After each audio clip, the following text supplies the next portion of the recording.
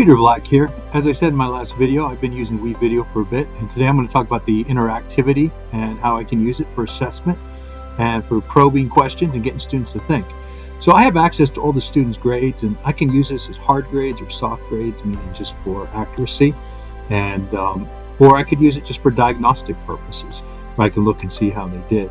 But I want to talk about the types of interactivities. So here we have a video where I just have simple true-false questions, which is easy. I can also have questions which simply pauses and ask them to kind of read and think about things.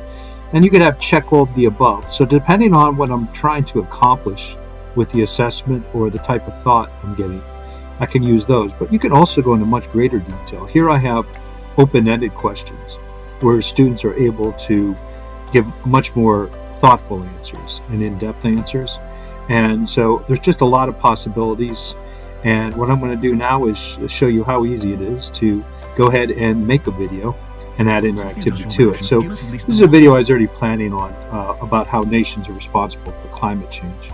So I just simply copied and pasted the URL and put it in, and now I can add interactivity by queuing up to a point in the video where I actually want to ask a question, just to make certain students understand or are paying attention. So here's a point where they just introduced the greenhouse gases. So I'm going to add a multiple choice interactivity.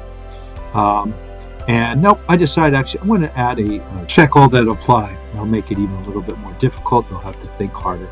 And the question is, which of the following are greenhouse gases? And what's nice to check all that apply is there's not necessarily just one answer. So it has a little deeper thinking involved, a little higher cognitive function when trying to assess what's going on. So it's really easy to put in your answer that you're looking for. You can save it. But there's other things I can do. I can change the point value if I want it worth more. I can even have it, if they get the answer wrong, have it jump back in a specific place in the video to get them to review it again. So I've done that a real lot, and I can put in the timestamp exactly where they should go. And it kind of forces them to pay attention to the important concept that I want them to get. So that was one. Here's an example. I'm going to put another interactivity. And this time, before we get to the question, I thought I would do a free response and just get them to kind of predict in advance.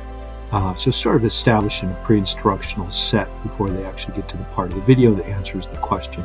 So I'm just asking, hey, what do you think, what do you anticipate will be the greatest emitter of greenhouse gases? Why do you believe that? And so there you have it. And there's so many possibilities I didn't show you too. We have poll questions you can add. We can do vocabulary matching. There's just a lot of possibilities to add interactivity. So that's how I do it. Thank you.